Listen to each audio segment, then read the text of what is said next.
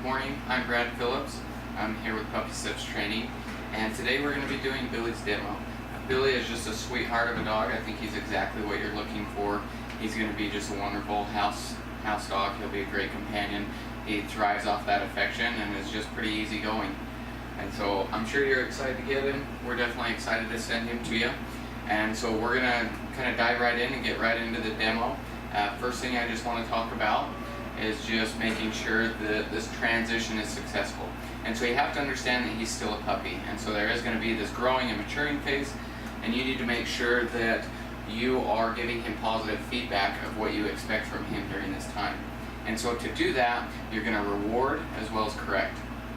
When you reward, we have the word okay, that's our marker, and so it marks the correct behavior as well as it releases him from a state. And so he knows that any time that he hears the word okay, he's done something correctly, and that he's going to get rewarded. Now we do use 3 different types of rewards. So the first is food. We want to make sure that he's not solely dependent on you having food, and so we also use toys as well as affection as rewards. So along with rewarding, you also need to correct at certain times. And so our correction, we use the word no or nope. And I treat that somewhat like a misdemeanor felony type of deal. If he does something wrong, the severity of the correction comes from the action. And so if it's something simple like maybe he just breaks his stay, then I'm going to tell him no and I'll have him do it again and make sure that I always end on a correct behavior. Whereas if he does something a little bit more serious, like maybe he jumps up on me or he tries to steal food, I'm going to give him a lot more firm of a correction. And so I'll use that word no, but I'm going to adjust my voice fluctuation and my body language. Those 2 factors a dog reads the most. And so if you can adjust that and make it more commanding, more intimidating, then that gives a firm correction. We also do use one type of physical correction, and it's very simple. It's just 2 pops on the leash. And all I'm looking for there is just to put pressure and get him to adjust his attention back onto me. And so we'll use that when we're walking on a leash or even if he's jumping. I'll just give him 2 pops, once again not trying to pull him back, but just to get his focus back on me. So now we're going to dive right into the program. We'll start by just talking about socialization briefly, and then I'll pull him out and I'll show you the manners, the obedience commands, the house training, crate training, and leash training. So with socialization, to me that's the most important thing that we do with any puppy. And what that is just making sure that we get him exposed to new and uncomfortable situations. That way we can control whether there's any anxiety, timid, or aggressive behaviors. And if they are present, then we can make sure that we lessen them and we take care of things right off the bat. And so we've got him around just a variety of different people, different sounds, animals, textures, just anything that you can think of that's going to maybe stress out a dog, we try and make sure that we get them exposed to. And we do it in a controlled manner. So what we'll do is we'll introduce them, and if they seem a little bit nervous, that's when we'll focus on what we call as engagement. I'm going to look for him, I'm going to have him sit in front of me, I'll go down and I'll pet him, and that way if he seems uncomfortable I can really soothe him, and that way the outcome is kind of dictated on me. If I'm being really calm and soothing him and showing him that it's alright, they're going to be alright with the distraction or the different circumstances that are around. And that way, instead of him building a fear based on what happened, I can positively reward him for being around that uncomfortable situation. So that's kind of socialization in a nutshell. You will have to do kind of some of the same stuff as you introduce him into your home. There are going to be things that he's going to be nervous around, as well as he's going to be stressed during this transition. And so make sure that you bond with him and you help him feel comfortable instead of adding on to some of his stress. And we'll talk about this transition a little bit throughout the demonstration, because there are certain things that are going to happen, such as that stress and that discomfort. He's also going to have to go to the bathroom more frequently, as well as he'll probably get a loose stool. And so those are things that you need to be aware of, and we're going to help you make sure that you manage those and that the training transitions into your home smoothly. So now we are going to hop right into our manners. And the first one that I'm going to show you is our gates and our doorways. And so right now he's in the crate, and anytime he comes out or we go through a house door, I do expect him to stay. It should be an automatic behavior, but going back to that, he is a puppy. Sometimes he's going to test the water and he's going to try and see what he can get away with. And so if he did break I would simply just shut the door, or I might lift up my leg and block him. But it wouldn't be unless he was really persistent on pushing his way out that I would actually tell him to wait. And so we're going to let him out. Hopefully we can get him to wake up. He takes, 5, 6, 8 naps during the day. So you can see he's kind of passed out in here. We'll see.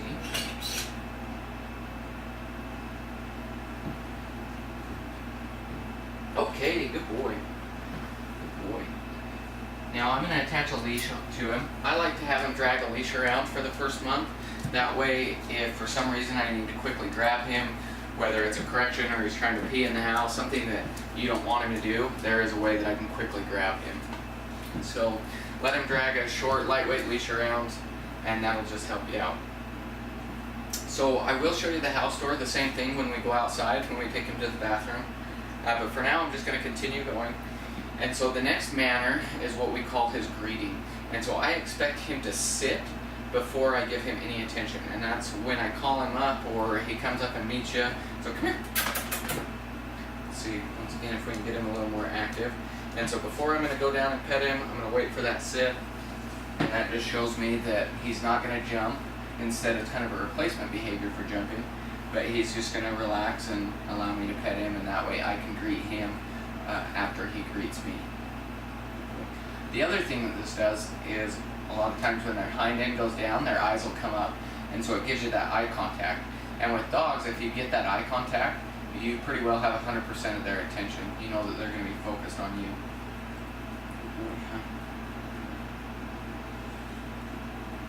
So now I'm going to show you his mealtime manners, which he might not be very hungry right now. We already have had breakfast. And but anyway, anytime that we do feed him, I expect him to hold his sit-stay. Well, he did perk up, so he might be ready to eat. So I'll just ask him to stay where he's already sitting. Stay. And his meal is such an important time because it is such a motivating experience. We really work on building his stays. We add what we call the 3Ds, and that's distance, duration, distraction. By adding those things, we build a solid stay. Okay, good boy, okay. And if you can see like that, I thought he was going to break. He started to move a little bit. He was just adjusting. But I'm going to ease off the distractions. Me talking, that's a huge distraction because he might think that I'm talking to him and releasing him. So I'm just going to ease it, make sure that he held the stay, and then release him. We also spend a lot of time just handling them when they eat, making sure that there's no aggression to food. And of course that's a lot more important when you have maybe toddlers running around. You don't want them to get growled or nipped at because the dog's eating. Which Billie doesn't have any issues with that. You can see I'm petting him, sticking my hands in his food bowl. He's really easygoing that way. We also spend a lot of time just handling them in general. Not necessarily when they eat, but just random times making sure I can hold his paws, I can touch his ears or his tail. I just want to make sure that he's not going to be defensive about me doing that and growl or get aggressive that way. Which he's not. He does really well. Good boy. And I'm going to make sure there's not much left. Good boy. So going along just with aggression, like I mentioned, when we socialize, we look for that behavior. And if there is any aggression, we take care of it right then. But there's one time where playful behavior can be mistaken for aggression, and that's with kids.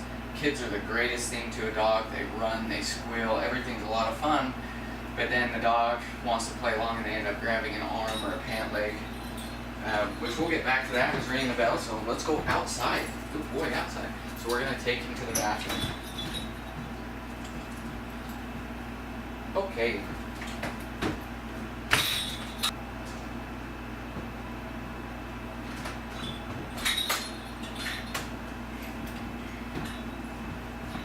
Okay.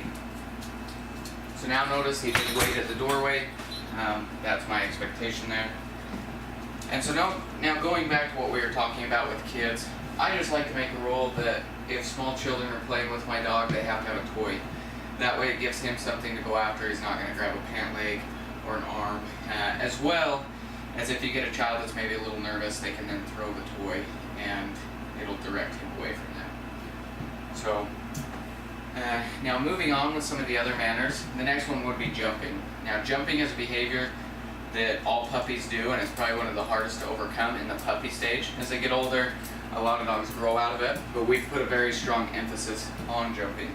And so we have taught him the command off. I'm going to give him something to chew on for a minute. He's starting to chew on his leash a little, so I'm going to replace that. We'll talk about that in just 1 second.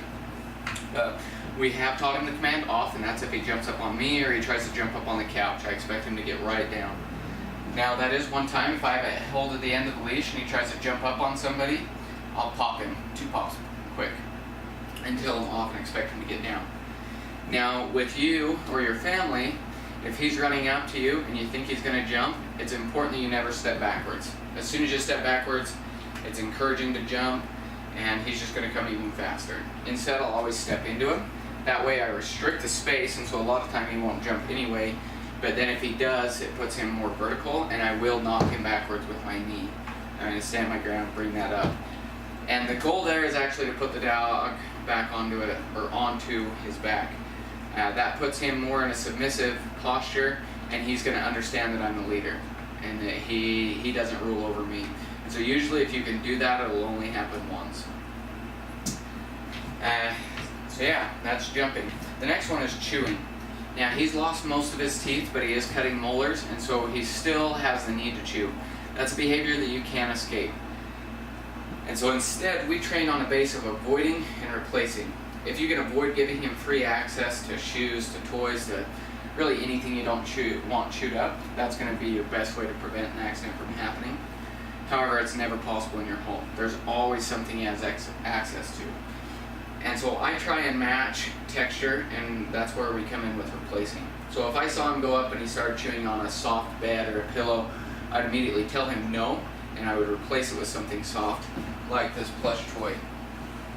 That way, I'm matching what he feels what his mouth needs, if that makes sense. And so if he started chewing on the table leg or a chair, I'd give him something hard, like a bully stick, which is what he has right now. If I was a little bit more prepared right at this minute and wasn't filming when he starts chewing on the leash, I'd get something that's more of a rope consistency. But I'm just going to try and match the best that I can with the texture. That way, once again, I'm meeting his needs. So now a couple other manners deal with his mouth. And so first, if I want to take this bully stick from him, I can just ask him to, if I'll let him get a hold of it again, I'll just ask him to drop it, and I expect him just to release it. When it's something as high value as a bully stick, he's not going to just spit it onto the ground. He will a lot of times with his toys, but a bully stick's a lot higher value, and so even just him opening his mouth and allowing me to take it is good enough for me. Now, if he ever did not want to give it to me, I would just hold it real still to start with, and if I could, I'd grab the other side, drop it. Oh, drop it, good. Grab the other side and then turn my knuckles in, and you're just going to pinch his lips against his canines. Not real hard, but just enough to get him to open his mouth. And if he ever had something that he just did not want to let go of, then I'll use his tongue, and I'll just stick my thumb in there and press down on his tongue, and his mouth will open up wide. And I do that by just slipping it right behind his canines, so just like that. It doesn't hurt him, it's just like when the doctor puts the popsicle stick on your tongue, it causes you to open up a little bit wider. But he does really well with drop it. You can see, let him chew it again, and I'll ask him to do it again. And he should just let go of it. Drop it. No, drop it. And if where he kind of held on to it that time, I'm going to work on it a little bit right here. Drop it. Good boy, good boy. And then when he does drop it like that, that's the expected behavior. Just immediately let go. I'll reward him, scratch his belly, which he loves, and just make it very positive. But it's so important that you always end on a correct behavior, and just like that, he held on to it for a second, but then as I did it again, he knew what he was supposed to do and just opened right up. So, then the last manner is, again, dealing with his mouth, but I expect him to be very cautious when taking treats. Hey, and I can just ask him to be, hey, gently, and I expect him to be very cautious taking the food. We use that a lot when he does get excited, which isn't as often as my other dogs. But if he does get excited and he's kind of bouncing around, I'm going to tell him gently before I even give him a treat, just to make sure he's going to be cautious and he's not going to catch my hand with his teeth. So that does conclude our manners, and so now we're going to jump right into our obedience commands and show you some of them. So with those commands, the first two that I'm going to show you are come and watch me. Those are our two most basic commands, and we teach those from day one, which he has done just really well with. And then I'll also show you hand signals for sit, lay down, and we do have both a sit and a down stay, and then crate, go to bed, and leave it. Just wanting to chew right now. So the first one is just to get eye contact. And we might have to wait till he looks down again. Watch me. Okay, good boy. And I'm just that simple, just looking for his eyes to come up. And he's going to break eye contact with whatever he was looking at just to make eye contact with me. It goes back to that greeting. If you can get his eyes, you know that you have his attention. Watch me. Watch me. Okay, good boy. Now when he kind of came halfway, couldn't tell if his eyes were me looking all the way up, and so I'll say it again, and he brought him all the way up. We also treat his name the same way, just getting him to look at me. It's not as much of a recall, but I'll always use it when I use the command come. And the expectation is just that he comes to me. And I'm going to wait till he gets done scratching, just so it's a really clear command. Billie, come! Okay, good boy. And I'm not going to wait for him to sit. I'm just going to reward him as soon as he gets to me, because I want that behavior rewarded, not the sit. Now, come is one of the most important commands that you have. It's also one of the most easily broken. And the reason that is one, overuse. If you're in the house and you're only 3 feet away, kind of like what I just did, don't call him to come. Instead, you can come, something like that. Gonna get him excited, he's gonna come to you. And that way, you have the come command when you really need it. You kind of preserve the integrity of that command. The other thing is, even though you don't want to use it a lot, I want to make sure that I do practice it a lot. And so when I do that, what I'm going to do is I'm going to start with a long lead. And so I'll go get one that's like 20, 30 feet. I'll clip it on, and I'm just going to let him explore. Whether you're in your backyard or out for a walk, wherever it is. I just want to give him some room to explore.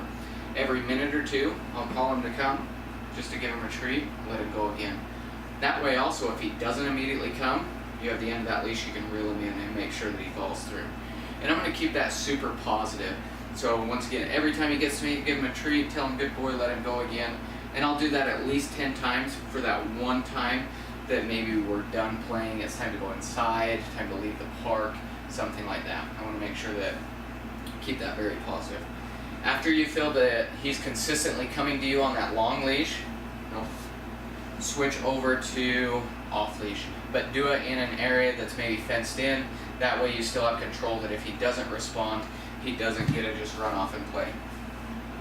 And you're just in a chewing mood right now, huh? And so if I was kind of going back to chewing, like he keeps wanting to pick up his leash, he's not necessarily like really chewing it up, but he wants something in his mouth. If I wasn't working with him right now, I would give him something to chew on again. But where I'm going to immediately start doing some more stuff with him, I'm going to wait on that and I'll just tell him no and kind of pull that leash away. So, yeah, so now the hand signals. So for sit, I'll show you, it's just a scoop over the nose. And it's just kind of that motion. Just real quick, up over the nose. Down, I'll take my hand flat and I'll take him down, and then stay as a stop sign. Once again, we do have a sit and a down stay.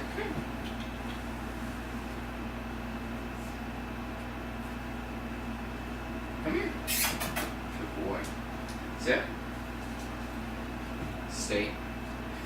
Now also, I'm just going to be patient with him when he goes in his crate, because you can definitely tell he's tired, he just wants to lay down. Also probably doesn't want me taking away the leash if he wants to chew on it again. And so I will kind of be patient on him coming out. Okay, good boy, good boy. So now as down stay is very similar. He sit. And then I'll take him down. stay. If you don't ask him to stay, he does not have to stay down. He can pop right back up.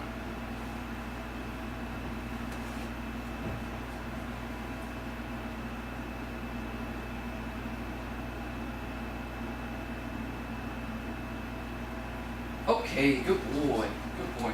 Very simple. He has wonderful stays. They're well past my standard. Of course, we've done a lot of extra training there, and so he does just great. If he did break, I would just have him do it again. It's also hard to see kind of the timing and the distance in our little shed. When you take him outside, he can branch out. We have a moth flying around right now that he is really interested in. So, once again, those are hand signals. That's a sit, down, and stay. So the next two are a place command. They don't necessarily have a hand signal, but I always put myself in a position where he's going to read my body language. So for instance, Billie, come here. Crate. Standing next to the crate, and then I'll give him the command. He is expected to go in. I will give him the reward when he goes in, because some of the time he would be closing that door, locking him up for the night. And so I want to keep that positive. Okay, good boy. Okay. As well as I'm going to do that randomly throughout the day, so it's not used just when I am locking him up. Billie, go to bed. So go to bed is the second one. I don't care what position he's in, as long as all four paws are on the bed, and he's also expected to stay until released.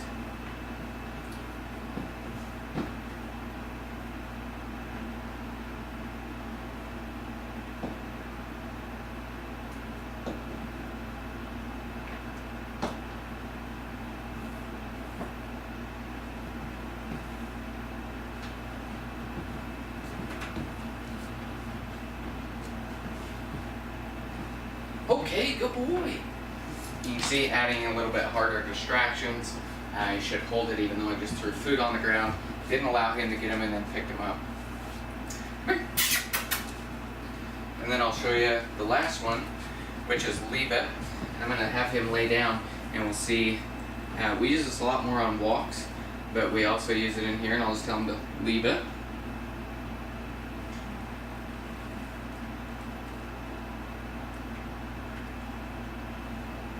Okay, good boy. Now when I use food like this, I'm going to give him a different treat. I don't want him to think that when I tell him leave it, he can just wait it out and eventually he'll be able to pick up whatever I asked him to leave. So that's why I give him a different treat. Because on a walk, if he runs into something maybe dead on the side of the road, you want him just to completely leave it. So, let's see. I think that concludes our obedience commands. And if you do have any questions, don't hesitate to give me a call. Now we'll talk a little bit about his crate training, and then we'll move into his house training and his leash training. So the crate, we spent just a ton of time getting him used to the crate, and he does wonderful. And he's easily sleeping 8 hours through the night, doesn't need any breaks, as well as he can be in there for 4 hours during the day, not needing any breaks. Now, with that being said, this transition often causes dogs to have to go to the bathroom more frequently, as well as get a loose stool. And so if the first couple nights, if he wakes up in the middle of the night, starts whining, it's best just to give him a break, just in case. Give him something to chew on again. And, but he should be just quiet in there. The other thing that you might see is initially when you put him in the crate for the first time, they don't necessarily want to be locked up because it's stressful, they're in a new environment, and so they just enjoy your company, it's soothing, and so then you put them away and they don't want to be in there, so they'll whine for a minute. It's so important that you ignore them during this time. Otherwise, they'll start to think that, if I whine, they'll let me out. So instead, that first time or two that it happens, completely ignore it, or you can put a blanket over the crate or give him something like a bully stick or a marrow bone to chew on. And if you do that, he'll slide right back into just knowing that it's just time for bed. He needs to lay down and go to sleep. So he does do wonderful in there. Use it as an asset, especially as you transition to house training. I tell you repeatedly, 100% supervision, because you just don't want to give him the opportunity to have an accident. And so if you can't give him that supervision, use the crate. He's fine to go in there and sleep for a couple hours at a time. and he's very comfortable in there. It's kind of his bedroom. So use the crate. He's very good in there. So now with the house training, like I said, 100% supervision, and for the first couple months, and then also I would block off part of your home. Don't give him just free reign, even though we spent all this money and he is just phenomenal here, as well as he's been home with me and with Skylar, and he's doing great at our houses. You still just don't want to give him the opportunity to have an accident, and it's so easy for them to get lost and accidentally close the door and not get out, and then you do have problems. So 100% supervision. If you need to, block off part of your house. But he knows to ring the bell, and he knows that that means to go to the bathroom. And he also knows that there's a specific area for him. If you want to keep the specific area, you have to take him out on the leash every time for the next month or two, and then it will become habit. He'll just go to that area. But in order to transition this, the first thing that we're going to do is get him excited about ringing the bells. Now, we haven't done this little exercise for well over a month, and so I'm going to do it with you just to show you how to do it, and Skylar can help you with this when she gets to your home. But it's basically just making sure that he's going to ring the bells at your house, and that's going to transition. So the first thing we're going to do is take away his bully stick, but I want to get him excited about ringing the bells. The other thing you'll see is when we do this, he will get real excited about ringing them, and so I'll take him off the door for a minute. That's not what you're going to want to do. I'm just going to do it for the sake of getting through this demonstration. And so the first thing, I want to just get him excited about it. Come here. Come on. I'm going to try and get him to stand up. And then, okay, good boy. I'm going to allow him to sniff and touch the bells. The first couple times, I don't care. Okay, good boy. I don't care how hard it is, or whether he's like, how loud it is. Okay, good boy. Just want him touching them, getting excited about touching them. Okay, good boy. And I'm just going to reward him for it. So I'll mark it every time that he does. Okay, good boy. I'm going to let him hit it just a little bit more than that. Okay, good boy. So once he's targeting the bell out of your hand, that's when I'll move over to the doorway, and I'll do the same thing, other than I'll start to switch up the wording. Come here. Get him over here, and I'm just going to stare at the bells. Okay, good boy. First time, don't care how loud. Okay, good boy. Okay, outside. So now I'll start emphasizing the word outside. Okay, outside. And this time I'm going to take him out. Okay, outside. Good boy. Okay.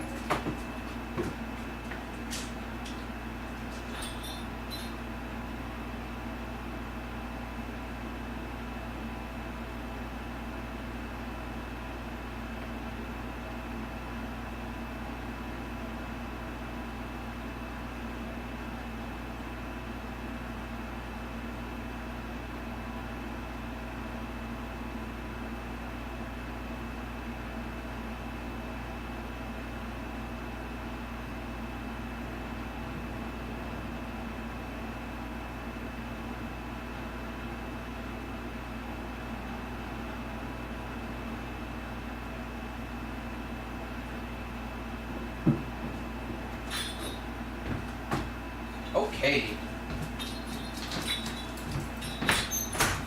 Now, if I was doing this at your house, I would turn around, have him ring the bells again a couple more times, go back out. And I would do that 3 or 4 times.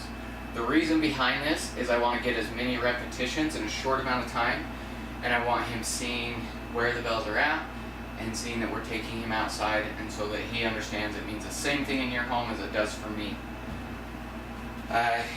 Also, when I do take him out, I'll give him maybe a minute or 2 to sniff around, to find his area. And if he is sniffing, there's a better chance he's going to go. If he just looks at you and kind of wanders around or even sits down, you know that he doesn't have to go. So after you do that little exercise, a handful of repetitions, having him ring the bells and taking him out, at that point, for the next day, every 30 minutes. Take him over to the bell, have him ring it, go outside, come back in. And just set a timer on your phone. Every 30 minutes, take him out. The exception there is if he's in the crate. You can put him in the crate for a couple hours, you don't need to get him out every 30 minutes. But for the first little bit, you just want to stay ahead of his schedule. You don't even want him to have an opportunity to have an accident.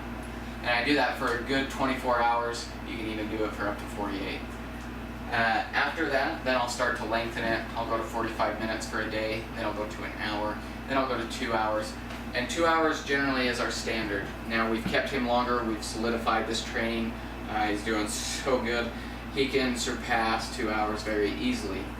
However, for the next month, I wouldn't let him. Just take him out every 2 hours and give him the opportunity to go. It's going to get to where he'll ring it on his own, and so in between those he might ring it and have to go, as well as you might take him out at 2 hours and he won't go, and then he'll go a couple hours later, which is fine. The important thing is that 100% supervision, and also look for signs. If he starts sniffing real heavily in the house, just take him over, have him ring the bells, go outside. If he starts doing circles, skip the bells, grab him, run him outside as quick as you can. You don't want that to happen. The other thing, if he's been in the crate for a couple hours, as soon as I get him out, I'll just take him over, have him ring him, and then take him outside. Really utilize that time that you know he's going to have to go. But honestly, he's doing just so good. Not even kidding when I say that he's one of the best house-trained dogs I've ever sent home. And I don't think you're going to have any issues, but that's the way to really make sure that he understands the bell and that he's not going to have any problems at your home. So also along with the house training comes his food and water. So we do feed him twice a day. I've been giving him a cup and a half in the morning around 6:30 or 7, and then a cup and a half in the evening as close to 6 o'clock as possible. The reason 6 is because we put him to bed at 10, and I want him to have a good 4 hours to clear out his system before he goes to bed. Also with the water, for the first little bit as you transition him, I want to control the water. He's already going to have to go to the bathroom more frequently. He might as well not make it worse. So I'll give water to him with meals and then 3 or 4 other times throughout the day. If you're outside a lot, that's when I will give him free access to water.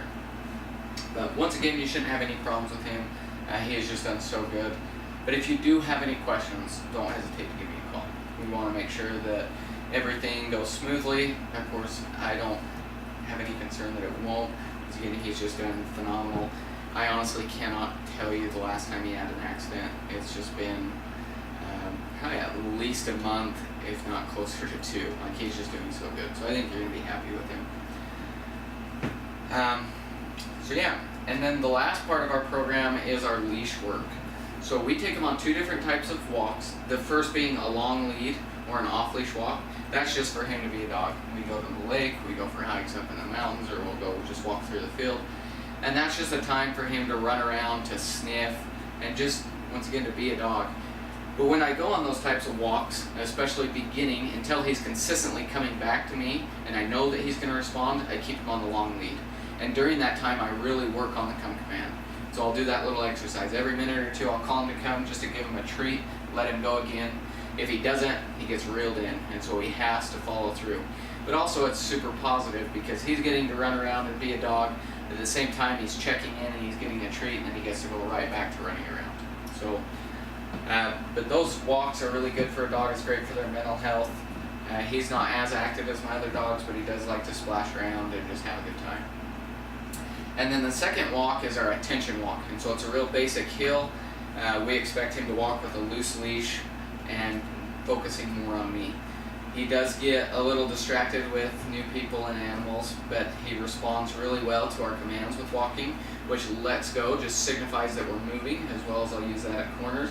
And if he does start to pull, I'll tell him easy, and I expect him to put the slack right back in the leash and come back to me.